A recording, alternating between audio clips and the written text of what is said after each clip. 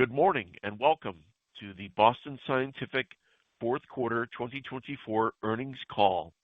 All participants will be in listen-only mode.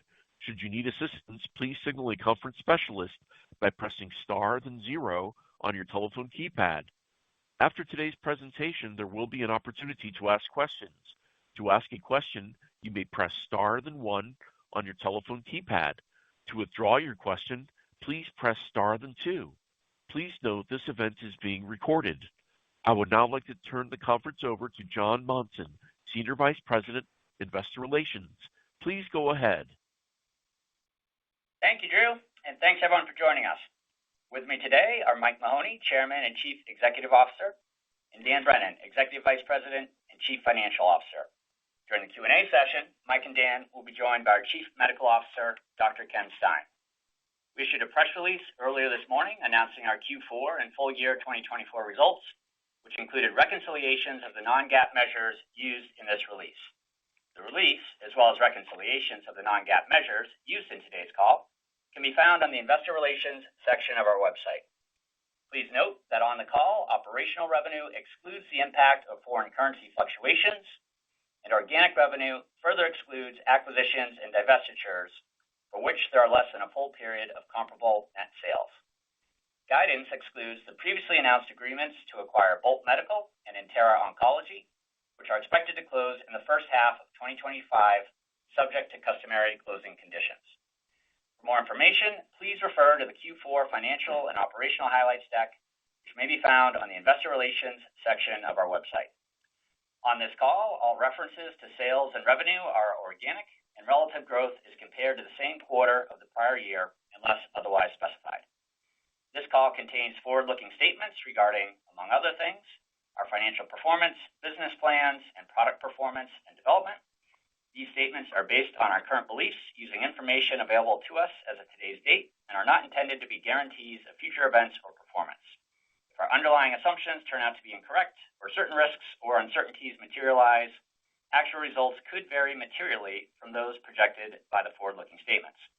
Factors that may cause such differences are discussed in our periodic reports and other filings with the SEC, including the risk factors section of our most recent annual report on Form 10-K. Boston Scientific disclaims any intention or obligation to update these forward-looking statements except as required by law. At this point, I'll turn the call over to Mike. Great. Well done, John. Thank you, everyone, for joining us today. In 2024, we had an excellent performance across the board, surpassing our financial goals that we set for the year. This outstanding and differentiated performance is fueled by innovation and great execution across our global business units and the earlier-than-expected approval and adoption of FARAPULSE in the U.S. In fourth quarter 2024, company operational sales grew 23%, and organic sales grew 20%, exceeding the high end of our guidance range of 14 to 16. Full year 2024 operational sales grew 18.5%, while organic sales grew 16% for the year, exceeding our guidance of approximately 15%. We believe that most of our global business units grew in line or faster than their respective markets in 2024, which is a testament to our broad, diversified product portfolio and the winning spirit of our global teams. Fourth quarter adjusted EPS of 70 cents grew 26%, which exceeded the high end of guidance range of 64 to 66 cents. Full year adjusted EPS of $2.51 grew 22%, also exceeding the high end range of our guidance of 245 to 247. For the year, we drove 70 basis points of adjusted operating margin to 27%, representing a balance of margin drop-through on the revenue upside we saw throughout the year, along with a reinvestment back into the business to drive long-term differentiated growth. For our 25 outlook, we expect our differentiated financial performance to continue, fueled by our innovative portfolio and strong global execution, and we're guiding to organic growth of 14 to 16% for the first quarter of 25 and 10 to 12% for the full year. Our first quarter 25 adjusted EPS guide is 66 to 68 cents, and we expect our full year adjusted EPS to be $2.80 to $2.87, representing growth of 12 to 14%. Dan will provide more details on the financials, and then I'll provide some additional highlights in 24. Regionally, on an operational basis, the U.S. grew 31% in the fourth quarter. full year 2024 was 21%, with double-digit growth in 6 of our 8 business units. On an operational basis, Europe, Middle East, and Africa grew 12% in fourth quarter and 14% on the full year. In 24, we saw above-market growth from all business units supported by strong commercial execution, talking about Europe here, and key franchises across the portfolio, as well as price discipline. We expect to outpace the market again in 25 with further momentum in EP, following the recent approval of Fairwave Nav and increasing contribution from our growth emerging markets. In Asia-Pac, we grew 12% operationally in fourth quarter and 16% for the full year, led by excellent performance and double-digit growth across Japan, China, Australia, and New Zealand. Japan really had a nice year, growing double digits for the second year in a row, driven by Agent DCB, Resume, Watchman Flex Pro, and very early contribution from FARAPULSE. On a full-year basis, China grew strong double digits and crossed $1 billion in revenue.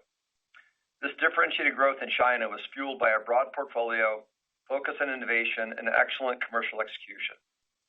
Looking ahead, we expect China to grow mid-teens with increasing contribution from FARAPULSE and our diverse portfolio, despite the ongoing VBP pricing pressures in the region. I'll now provide some additional commentary on our businesses, starting with urology, which grew 8% in fourth quarter and 9% for the full year, and on an operational basis grew 20% in fourth quarter and 13% for the full year, following the November close of Axonics. Full-year organic growth was fueled by prosthetic urology and stone management, where we had key launches with the Tenaccio pump for the AMS 700 and continued success with our expanding LithoVue portfolio. Prostate health also performed well in 24 with double-digit growth in Resume, as well as strong performance in SpaceOAR. We're pleased to have enrolled our first patient in the HydroSpace trial, evaluating the safety and efficacy of our spacer hydrogel. In 25, we expect to see continued strong above-market growth for urology and look forward to further integrating the highly complementary Axonics technologies into our portfolio. Endoscopy sales grew 8% operationally and 7% in fourth quarter organically. On a full-year basis, grew 9% operationally and 8% organically. Full-year growth was led by double-digit growth in our endoluminal surgery and single-use imaging franchises, along with sustained growth of our Axios platform, where we're investing to drive expanded indications, and most recently receiving approval in Japan for Axios for gallbladder drainage. Within endoluminal surgery, we continue to see positive reimbursement wins for our ESG weight loss procedure, with a recent Category 1 CPT code announced, and now IFSO, an International Bariatric Committee, endorsing ESG with guideline updates. Neuromodulation sales grew 12% operationally and 5% organic in Q4, and on a full-year basis grew 14% operationally and 3% organically. Our brain franchise grew mid-single digits in both the quarter and on a full-year basis, and our pain franchise grew mid-single digits in the quarter and low single digits for the year. Within deep brain stimulation, we expect improving growth in 2025 with the recent FDA and CE mark approvals of our unique Cartesia X and HX leads, the first and only 16 contact directional leads that deliver precise, personalized therapy. We also expect higher growth in our pain franchise in 25, driven by continued strong momentum of Intracept and the recently released data supporting safety, effectiveness, and durability through 5 years now. Cardiology delivered an exceptional quarter and year, with sales growing 32% in fourth quarter and 25% for the full year. Within cardiology, interventional cardiology therapies, sales grew 10% in fourth quarter and 11% for the full year. And on a full-year basis, the coronary therapies franchise growth was driven by strong global performance in our imaging and complex PCI franchises, and earlier momentum with the U.S. launch of Agent DCB, which now has additional reimbursement in the outpatient setting. In addition, we recently announced our agreement to acquire Bolt Medical, an intravascular lithotripsy platform for treatment of coronary and peripheral artery disease. Bolt's IVL technology is highly synergistic with our existing suite of devices in complex PCI, imaging, and drug-eluting portfolios in both ICTX and PI. And we're excited to close the Bolt acquisition, which we expect to do so in the first half of this year. Our structural heart valves franchise grew double digits for the full year and low single digits in fourth quarter. During fourth quarter, we launched our next generation Acura Prime valve in Europe, which features frame enhancements, a simplified deployment mechanism, and includes a larger valve size. Watchman sales grew 20% in fourth quarter and 19% on a full year basis. U.S. fourth quarter growth of 20% was bolstered by an increase in concomitant procedures enabled by the new DRG, which became effective in October, and positive data from our option trial demonstrating a similar stroke risk reduction with superior bleed risk reduction versus OACs in high-risk patients following AF ablation. These positive outcomes from option were reaffirmed by data in the concomitant subset of patients, which was recently presented at the AF Symposium. We're pleased with the performance of our Watchman business in 2024 and expect this market to continue to grow approximately 20%, driven by concomitant procedures, ongoing clinical evidence, and our initiatives to drive patient awareness and physician training. Cardiac rhythm management sales grew 3% in the quarter and on a full year basis. Our diagnostics franchise grew double digits on a full year basis in outpatient market growth, driven by our implantable cardiac monitors with early contribution from our Lux DX2 launch in Europe. In core CRM in both fourth quarter and on a full year basis, both our high-end and low-voltage business grew low single digits. And as we look ahead, we're excited to bring our Empower leadless pacemaker and modular CM system to market in 25, likely in the second half of the year. Electrophysiology sales grew 172% in fourth quarter and 139% on a full year basis.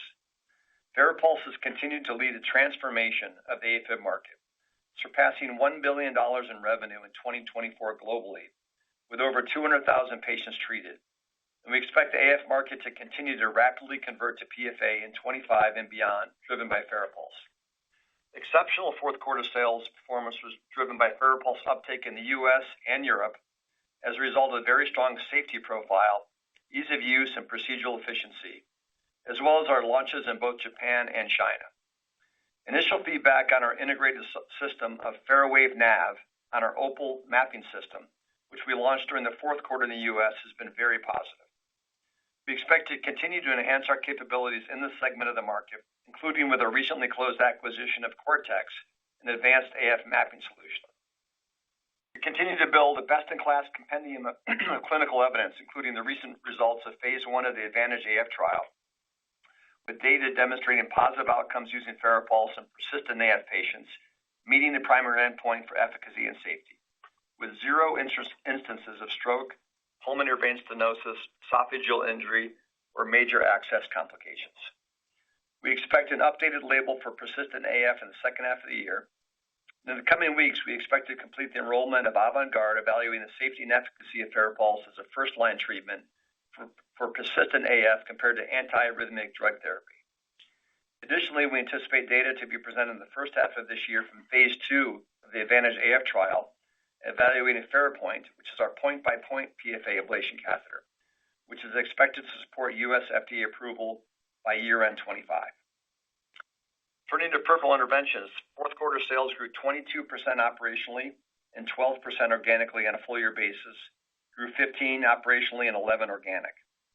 Our interventional oncology and embolization franchise excelled again in Q4 with double-digit growth across the entire product portfolio and growing mid-teens for the full year.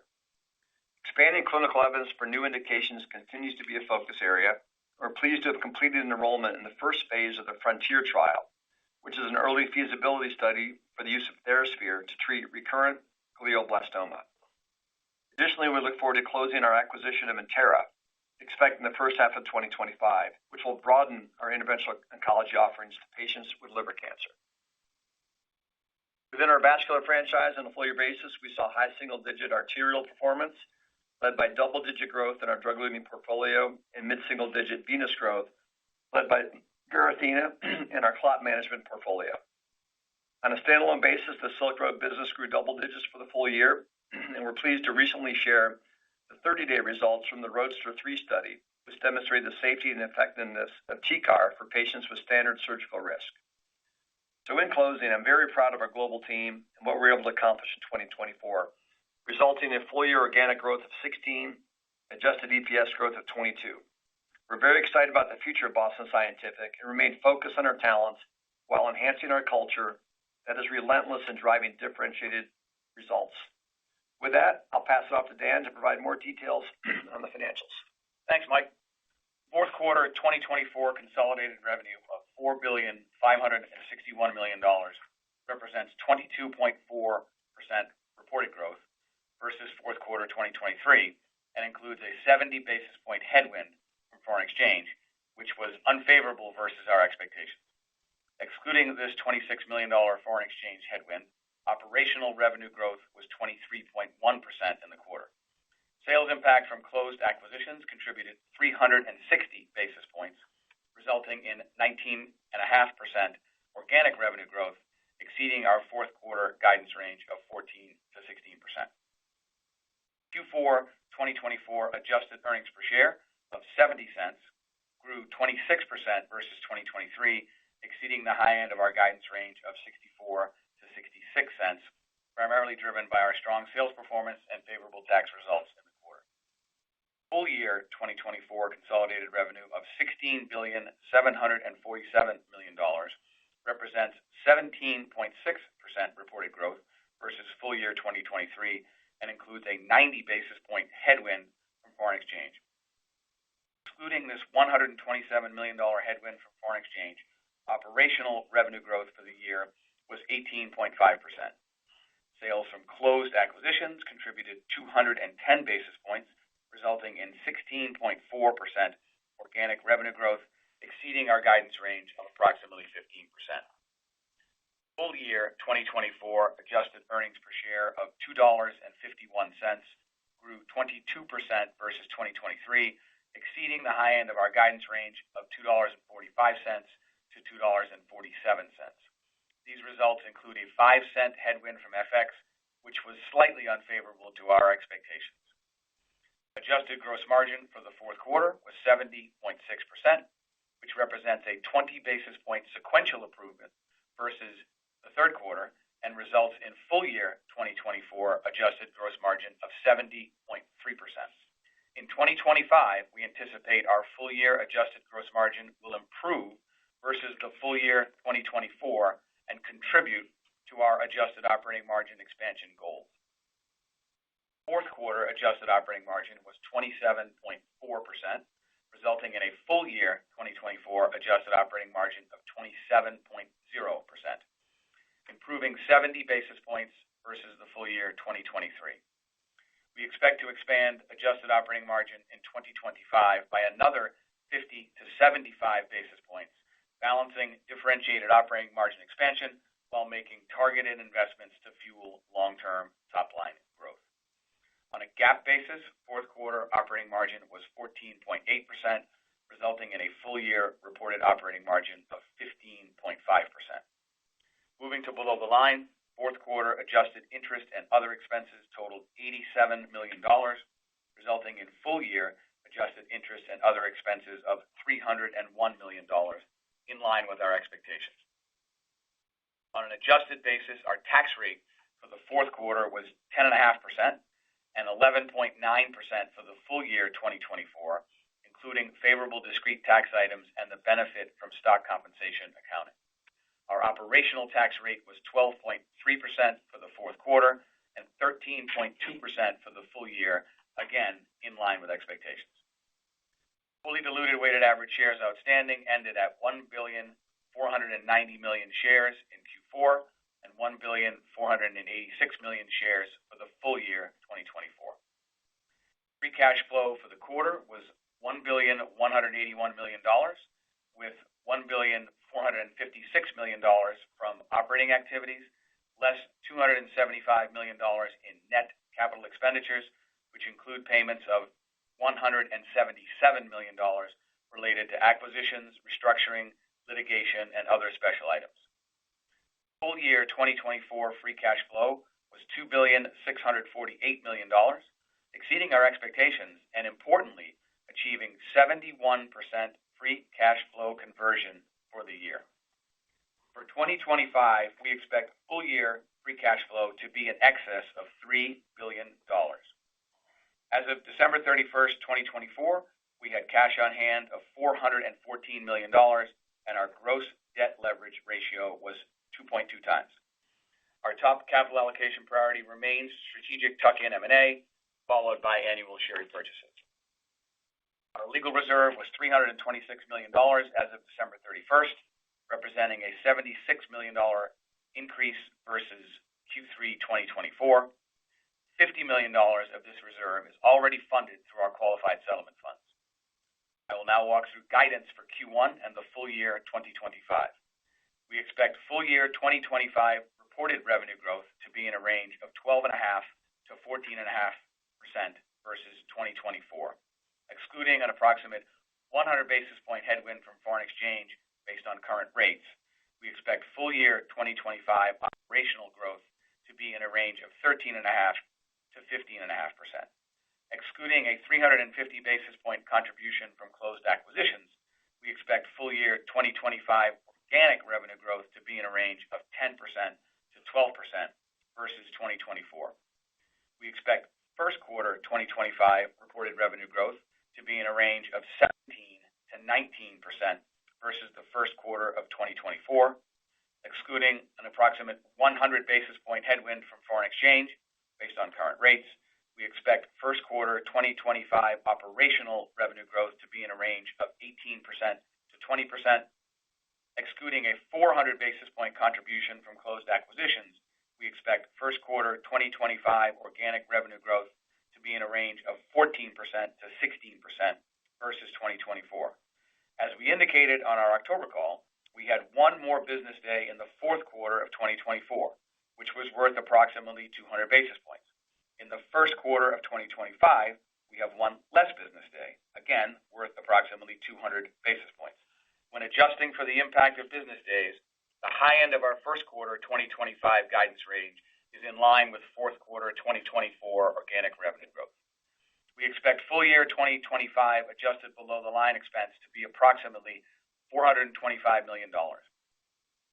Under current legislation, including enacted laws and issued guidance, we forecast a full year 2025 operational tax rate of approximately 13.5% and an adjusted tax rate of approximately 12.5%.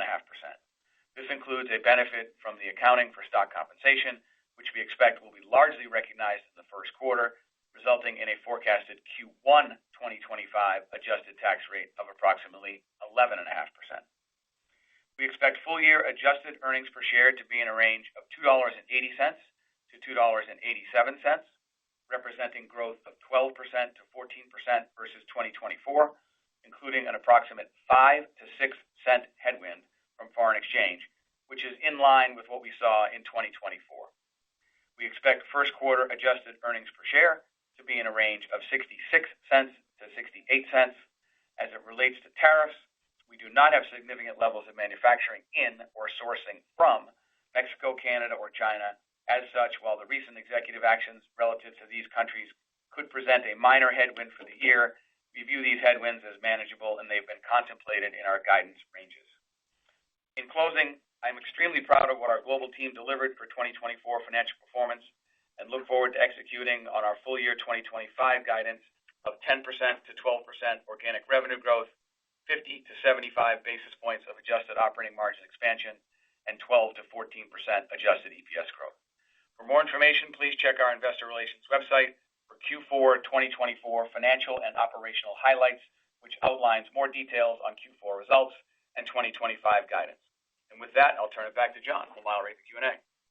Thanks, Dan. Drew, let's open it up for questions for the next 35 minutes or so. In order for us to take as many questions as possible, please limit yourself to one question. Drew, please go ahead.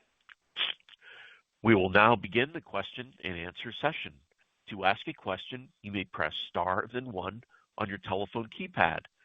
If you are using a speakerphone, please pick up your handset before pressing the keys. If at any time your question has been addressed and you'd like to withdraw your question, please press star then two. Again, please limit yourself to one question. At this time, we will pause momentarily to assemble our roster. The first question comes from Robbie Marcus with JP Morgan. Please go ahead. Oh, great. Good morning and congratulations on a really good fourth quarter. Wanted to ask on PFA and Watchman. You had very good fourth quarters here. Saw slight tick up in U.S. growth in Watchman. Would love to get your thoughts on sort of what you saw during the quarter after concomitant reimbursement kicked in October 1st and the option trial, and how you're thinking specifically about those products throughout 2025, given they're two of your better margin products and the implications. Thanks a lot. Thanks, Robbie. Yeah, we have excellent momentum in both FARAPULSE and Watchman, and increasing momentum, I would say. With Watchman, we did see a bit of a benefit at the end of the fourth quarter with the concomitant news, which reconfirmed, based on the option trial data, safety and efficacy now with the reimbursement. We saw a little bit of uptick. As we stated before, we think the concomitant reinforces the 20% market CAGR for 2025. We'll be excited about the option readout in the first half of 2026. So we're well positioned with Watchman, and we obviously continue to invest in our product portfolio, clinical evidence, our clinical teams around the world to fully maximize the concomitant opportunity, and obviously with the momentum of FARAPULSE and our broader rhythm management portfolio, ideally becoming the partner of choice for AFib and electrophysiologists. With FARAPULSE, I think the numbers pretty stand out. Tremendous growth is the biggest transformation like I've seen in medtech. Over $1 billion globally in 1 year. We launched less than a year ago in the U.S., so that the execution of our commercial teams has been strong. The execution of our supply chain operations manufacturing to stay ahead of demand has really been impressive. We don't anticipate supply challenges given the investments that we made throughout the year. And so we're excited about our competitive position with FARAPULSE in 2025. You've seen the clinical data. It's a bit unclear as to the competitive landscape in 2025, but we put that aside and we push every day to invest in our commercial execution, our R&D, and we want to become the clear leader as we are now in PFA, as PFA is really transforming this market. Appreciate it. Thanks a lot. The next question comes from Larry Biegelsen with Wells Fargo. Please go ahead. Good morning. Thanks for taking the question, and I'll echo my congratulations. Obviously, a stellar quarter and a year. Mike and Dan, I was hoping to ask one, kind of long-term question. At JP Morgan, you increased your weighted average market growth to 9% in 2026, and I know you expect to grow faster than your end market. So does this imply you see Boston as at least a 9% grower, in 2026? And can you grow EPS double digits next year with the tax rate increasing, Dan, 200 to 300 basis points? Thanks a lot. Sure. Obviously, we're not going to give any specific guidance relative to anything beyond 2025, but I think safe to assume, as we've done over the last decade very well as a team, we seek to outgrow our end markets. So as those grow at an increasing rate, we still look to outgrow those markets. So I would stay tuned as we get through the year, potentially have a investor day at the end of this year and then reset those goals for the long term. But we're excited. If you look over the last decade to see the increase in that WAMGR very intentionally over that time frame with both internal investments as well as smart tuck-in acquisitions to get to that 9% by 2026. Relative to double-digit EPS, again, I point to the track record, extremely strong record of double-digit adjusted EPS growth. That's always the goal. We'll see what happens to the tax rate. That could be obviously a fluid environment in Washington. So if there's even an increase in that tax rate, our goal will still be to get double-digit EPS growth in 26 and beyond. All right. Thanks, Dan. The next question comes from Rick Wise with Stifel. Please go ahead. Good morning, everybody, and thanks for the great quarter. Maybe it's a 1.25 of a question. You typically start the year in what I like to call prudently conservative fashion in recent years. Maybe you can help us better understand where the upsides and where the risks are, and should we view this as another attempt to start the year in a thoughtfully, prudently conservative fashion. And related to that, I mean, how are you thinking about competition on the PFA side coming in? What's dialed into your guidance as of this point? Thank you. Hey, Rick, you certainly want us to be thoughtful and prudent, which we always are in our guidance, and we have a nice track record of delivering on our commitments. So I would say that's the same strategy as we provided the guide in 2025. Clearly the company has a lot of momentum. I would say we do have more tailwinds than headwinds. When you think about the tailwinds, there's a lot of momentum across every region. You obviously know about the FARAPULSE momentum in the U.S., and we're early days of our launch in Japan and China. Concomitant, really a big shout out to our coronary team, ICTX, with the AGENT launch, and other businesses like IO growing mid-teens, and our Endo Euro, PI, Neuromod business, all very solid growth, and we expect Neuromod to be above market in 2025. So strong momentum there. On the tailwind side, there could be stronger PFA competition in 2025. A lot of that is out of our hands, but we, as I said before, we're focused on driving forward relentlessly every day. China VBP is more extensive this year in 25 than it has been in the past, but despite that, we expect to grow kind of mid-teens in China in 2025, but that'll be a little more difficult for us this year. And there are all some continuing strengthening lower cost competitors, I would say, for some of our med-surg businesses in Asia and in Europe. And the team, focus on our portfolio and innovations to counteract that, but that is a bit of a headwind for us in our Endo and Euro business. But overall, we feel that we do have more tailwinds than headwinds, and we're looking forward to the year. Thank you. The next question comes from Joanne Wuensch with Citibank. Please go ahead. Good morning, and nice end to the year. I'm going to spend just a little bit of time talking about margins. Interesting commentary on gross margins being additive to the operating margin expansion. I'm sort of curious, how do you think about managing that? And I'm going to sneak in a cash flow question. You're kicking out a lot of cash. How do you think about investing it? Thank you. Sure, Joanne, I can take that. I'll tell you what I really like about 2025 is the equation for the operating margin expansion. We've done it very well, over the last decade, each year with a variety of different scenarios. But I think that one of the optimal scenarios is where gross margin goes north, SG&A, you get leverage. And then I think in 2025, you might actually see a little bit of an uptick in R&D spend as a percentage of sales. I think that's a winning hand for how to increase operating margin overall. And so in our 50 to 75 basis points, I'd look for gross margin to get better versus the 70.3 that we put up in 2024. I'd look for SG&A on the 10 to 12% sales growth to improve its leverage there and deliver margin expansion. And then again, on R&D, not a significant increase, but maybe 20, 30 basis points of an uptick in R&D to continue to help to fuel the top line growth for the long term.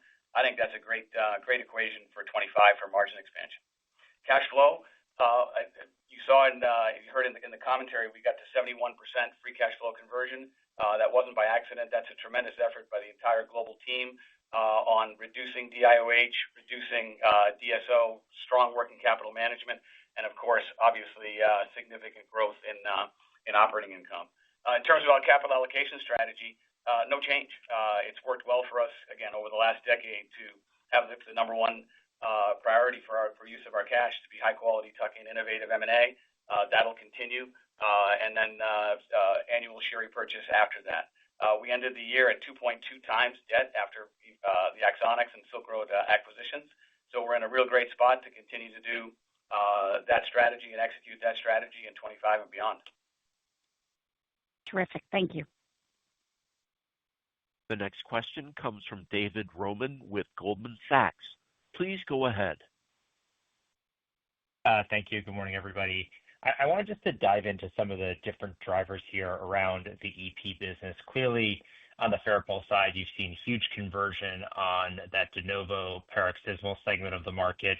But as you gain a persistent indication and then also launch FARAPOINT exiting 2026, Can you maybe help us think about the segment of the market that you're not able to address today and how much market becomes available to you with FARAPOINT and the persistent indication? And then maybe as a corollary to that, help us think through kind of the mapping strategy given your installed base relative to the other two participants in the market and how you're thinking about remaining an open platform versus potentially looking to become more closed on as some of your peers are. I'll turn over to Dr. Stein here. Yes, thanks, Dave. I'm going to start with the mapping strategy first. Again, I think as you point out, right, we intend to maintain an open platform. We don't need to force people to use our OPAL mapping system. And I think it's actually really important as we look both at how the business evolves globally, as well as we look at potential future moves into like an ASC type environment, to be able to support doing cases without mapping, to be able to support doing cases with competitive mapping systems, but also to provide differentiated features within OPAL and our FARAVIEW software package that I think really provide the best possible solution for people who want to map their cases. And even though it's early into the launch of FARAWAVE NAV and FARAVIEW in the U.S., we've really been very pleased with the feedback that we've gotten thus far. In terms of drivers, I think it's important to acknowledge, right, that the persistent atrial fibrillation population, just in prevalence terms, is at least as large and probably larger than the population with paroxysmal atrial fibrillation. I'd also acknowledge that we are already seeing off-label use of FARAPULSE in treating patients with persistent atrial fibrillation. It's why it was important for us to run trials like Advantage and Avant-Garde. I think everyone's seen the data from the Advantage trial. It met all of our endpoints in terms of safety and efficacy in treating persistent atrial fibrillation. And so we do anticipate getting that label by the end of this year. Beyond that, right, then the next drivers in terms of at least expanding our labeling, as you say, getting FARAPOINT to be used as an adjunct for treating atrial flutter in patients who are undergoing ablation for atrial fibrillation. Avant-Garde moving to first-line therapy, and also our rematch trial, which will qualify labeling beyond de novo use, but use in patients who are undergoing repeat AF ablation procedures. Very helpful. Thanks so much. The next question comes from Travis Steed with Bank of America. Please go ahead. Hey, congrats on the good quarter, and also thanks for posting the slide deck early on. That was really helpful. I wanted to ask about M&A strategy now that you're kind of annualizing kind of $17 billion in revenue and that revenue base is growing so much faster. Like, how do you balance that it's going to take a larger deal to kind of move the needle on such a larger revenue base, but also, finding growth accretive deals that, now that your baseline growth is so much faster already, just kind of thinking about like how your M&A strategy changes now that you're a bigger company and growing so much faster. It doesn't change that much. We're always investing for the long term at Boston Scientific. We obviously gave 25 guide, but as we've said before at another conference in January, we're investing for products that won't be launched until 29-30 through internal organic M&A, through our VC portfolio, which is very extensive. We did 9 new investments in our VC portfolio in 2025, and you're aware of the tuck-in acquisitions that we've done in 25, 4 or 5 of those.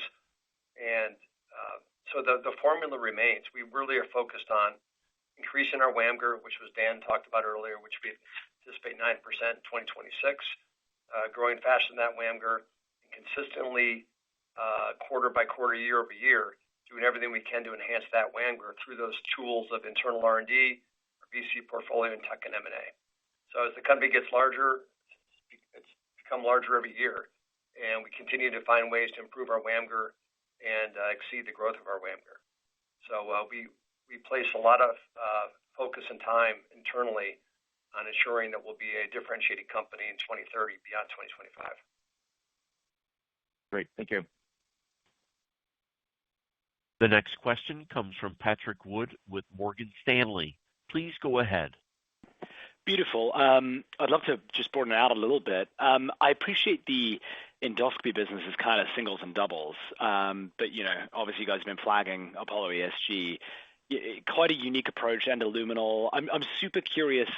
Even though they're down a bit, there's a chunk of sleeves that are still done in the U.S., and it seems like a way better approach.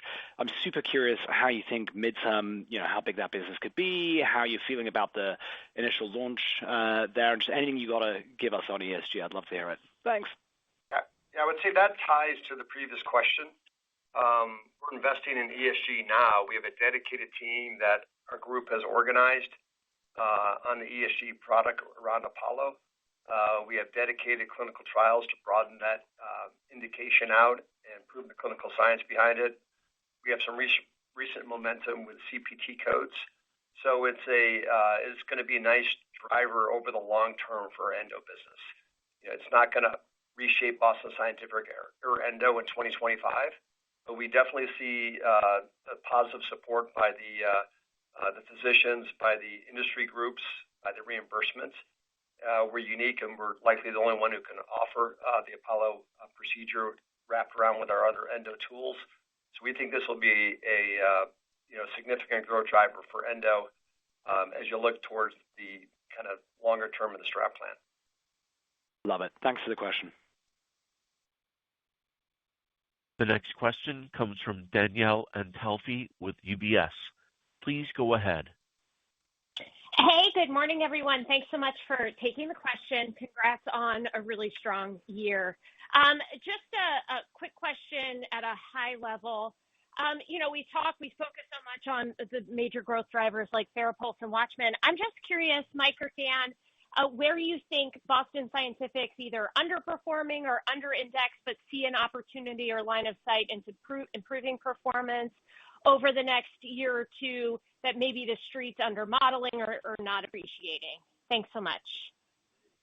Yeah, so most of our businesses did well against the peer group in the market, growing faster than the CAGR. Even if you take out WATCHMAN and FARAPULSE results, the rest of the businesses grew faster than our WAMGR. A couple areas that we want to improve on in 2025. One is the overall neuromod performance, which we anticipate will have a nice improvement in 25. With the launch in our DBS platform, we expect that to gain momentum in 25, and the combination of our refocused commercial team in pain and the benefit of Relievant. So we do anticipate a better year for neuromod. We want to strengthen U.S. CRM. We continue to maintain share, I would say, in terms of a unit volume perspective and high voltage. We don't have the portfolio yet in leadless pacemaker, which has a strong higher ASP, which is driving on a dollar basis share loss in pacer. So we'd like to see improvement in our overall U.S. CRM business. We're launching SICD with leadless pacemaker in the tail half of 2025, and we'll have increased focus on that business in 25. So we'd like to see some improvements there. And as I mentioned before, we do see some increasing competition in some of our businesses from the lower cost competitors.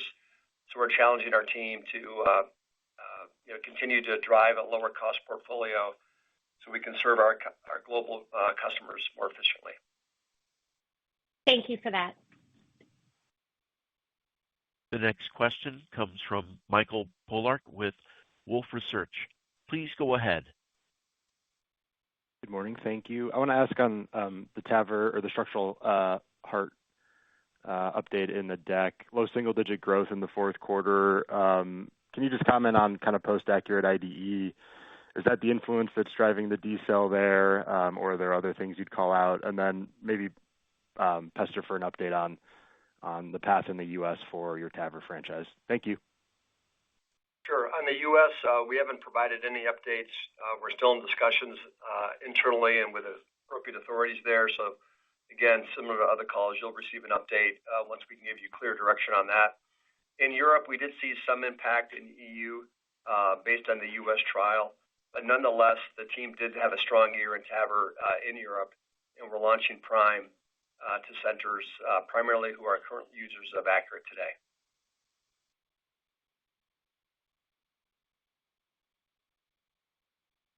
The next question comes from Vijay Kumar with Evercore ISI. Please go ahead. Hey, guys. Thanks for taking my question, and congrats on a nice win here. Maybe my one question is around mapping. What percentage of PFA procedures do you think are associated with mapping? And once you launch your mapping technology, when you look at the medium term, what percentage of those mapping procedures do you think will be using a Boston solution versus competition? Yeah, so I would just reinforce, and Ken can comment further. Ken's overall strategy of it is an open platform. We do see mapping as a predominant modality, if you will, in the U.S. EU, you see more centers using without mapping. We do see some very high volume centers in the U.S. for PVI also not mapping, but predominantly it's a heavy mapping region in the U.S., a little bit less so, but still quite a bit in Europe, and heavy mapping in Japan and China. So as Ken said, we do believe that the Opal platform is the best platform to optimize the use of FARAPULSE, and we'll continue to enhance the Opal platform as we continue to enhance the FARAPULSE catheter category and widen that out more. So we think that's the most cost-effective and the most efficient way to use FARAPULSEs with Opal. That being said, many physicians are used to competitive mapping systems, so excellent. We'll continue to ensure that they can use competitive mapping systems. On the share percent, we wouldn't speculate there. It's a big investment area for us in terms of technology and physical clinical mappers around the world to continue to enhance that group. Put a lot of investment behind that, and hopefully we'll make good progress in that area in 2025. Thank you. I don't have too much to add to what Mike just said. I just reiterate. Right, Europe, predominant cases are done without mapping today. U.S., the vast majority of procedures are done with mapping today. We intend to support all different workflows. Goal is to make things easier for physicians, not harder. And I think what you're going to see over the long run is, right, the simpler the case is, the easier it is to do and the more efficient it is to do without any mapping. The more complex the case is, the greater the need for mapping. We believe that we've got some really important differentiated advantages with FARAVIEW on Opal. That's also behind our acquisition of Cortex, which is an AF mapping, specifically AF mapping platform for very complex types of atrial fibrillation. And I mean, our goal overall, not just with mapping, but as we look at just EP strategy overall, right, is to provide physicians with the widest possible toolbox so that they have exactly what they need to treat the particular patient who's in front of them. All right. Thank you, guys. The next question comes from Pito Chickering with Deutsche Bank. Please go ahead. Hey, good morning. As you comp out the China VBP and Japanese reimbursement cuts in the back half of the year, how should those markets be growing the back half of this year without those cuts? And can you refresh us on the key drivers in both those markets? Thanks. Well, those cuts are happening, so we baked that into our guide. China, really impressive performance given the VBP, which really is like taking a daily vitamin. It is. It happens every year. But the team continues to grow nicely above market and in line or faster than Boston Scientific in China. So we'll have more VBP, tailwinds or headwinds, I guess, this year, but they're overcome by our product launches, FARAPULSE, diversification of our portfolio, and greater access to more customers. And it really speaks to the category leadership portfolio strategy we have across the company. So the team there continues to do well. Japan, again, there's typically every other year price cuts in Japan that we know about them. They're built into our guidance. Japan's going to have a really nice year this year with the launch of FARAPULSE. And just an operating margin comment on that. So even despite the price cuts in those countries, we still ask for and get operating margin improvements in those countries. So like we ask of every business unit that we have. So despite absorbing those price cuts, the operating margin for both those countries you mentioned goes north each year as well. The next question comes from Josh Jennings with TD Cowen. Please go ahead.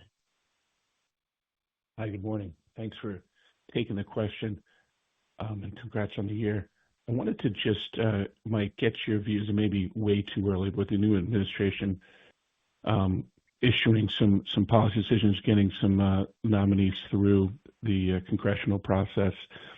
Can you just talk about, from a high level, any risk you see to the medical devices sector in general, or to Boston Scientific specifically, with this new leadership in place?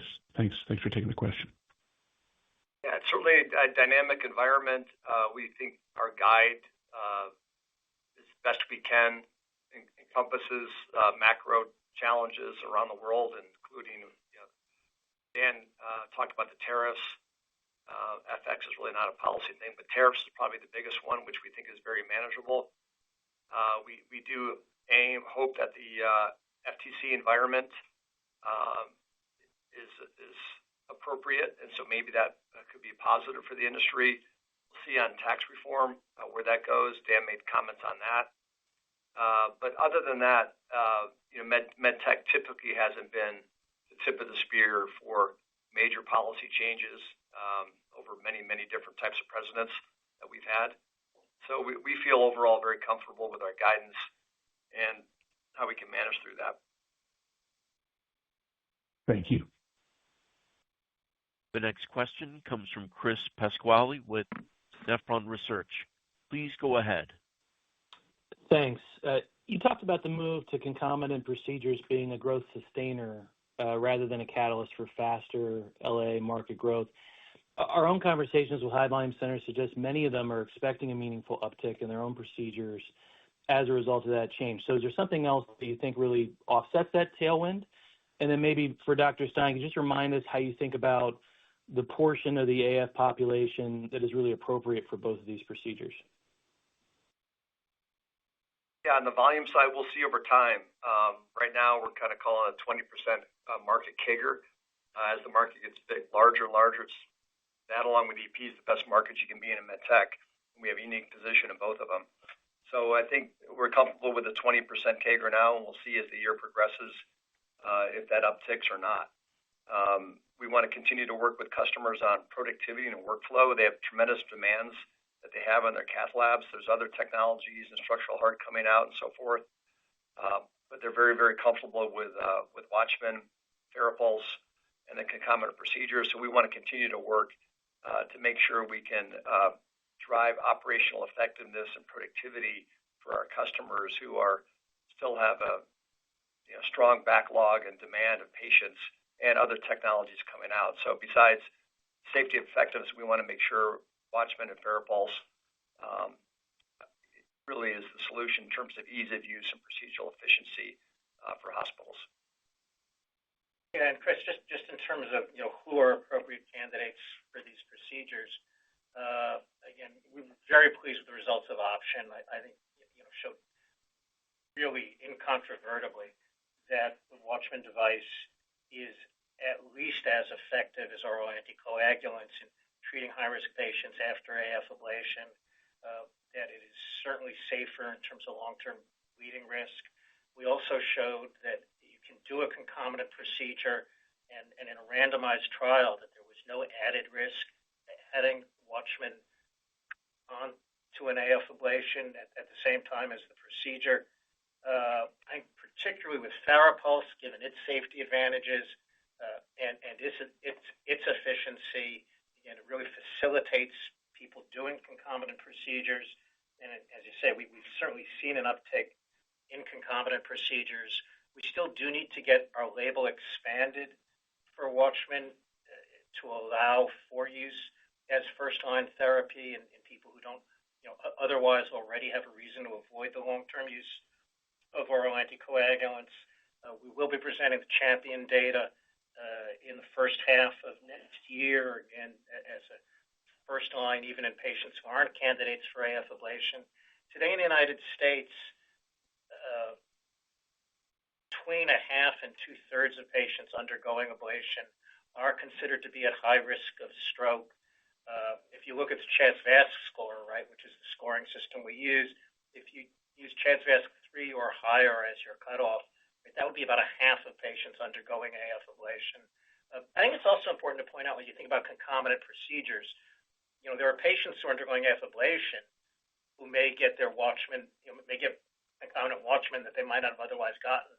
There are also patients who were referred in for a Watchman procedure who are now being considered for ablation, who might never have been considered previously for ablation, again, just given the safety and efficacy advantages of the FARAPULSE system. So I think just to close, again, excited about the concomitant procedure opportunity. Again, we look at our product portfolio as being the best suited to support that. It's a procedure that's great for patients, right? Saves them having to undergo 2 consecutive procedures. It's also great for hospitals and for practitioners. That's helpful. Thanks. And I understand there's time for one last question. That comes from Marie. Sure. That comes from Marie Thibault with BTIG. Please go ahead. Thanks so much for squeezing me in. I wanted to ask a question about a recent acquisition. I saw that interventional oncology and embolization, killed it again this quarter. Wanted to understand what's going on in that product segment and understand how the Intera Oncology acquisition fits into that product segment, how it can help accelerate growth. Thanks so much for taking the questions. Yeah, so that division, interventional oncology, doesn't get talked about enough. Mid-teens for the full year. Again, it's in line with our category leadership strategy that we have across most of our business units. The team had a really excellent launch of our organic R&D program in our embolics portfolio, which has really been a big growth driver for us. Obviously, Y90 does extremely well for us. So the combination of those two products and the rest of the remaining portfolio that we have gives us the widest portfolio and unique differentiation within there with our embolic portfolio Y90 to capture high share and to partner with customers, much like we do with other businesses. And the acquisition, again, is another extension for us to widen out into other adjacencies in interventional oncology with a pump portfolio. It gets us closer to the oncologist. We also have additional software enhancements coming to improve the efficiency and workflow of our Y90 coming in 2025. So we want to continue, much like we do other business units, to expand into smart adjacency to accelerate our growth and enable us to partner more closely with the interventional radiologist and the oncologist team. Great. Well, thanks everyone for joining us today. We appreciate your interest in Boston Scientific. If we are unable to get to your question or if you have any follow-ups, please don't hesitate to reach out to the investor relations team. Before you disconnect, Drew will give you all the pertinent details for the replay. Thanks, everyone. Please note, a recording will be available in 1 hour by dialing either 1-877-344-7529 or 1-412-317-0088 using replay code 397-6753. Until February 12th, 2025 at 11:59 p.m. Eastern Time. The conference has now concluded. Thank you for attending today's presentation. You may now disconnect.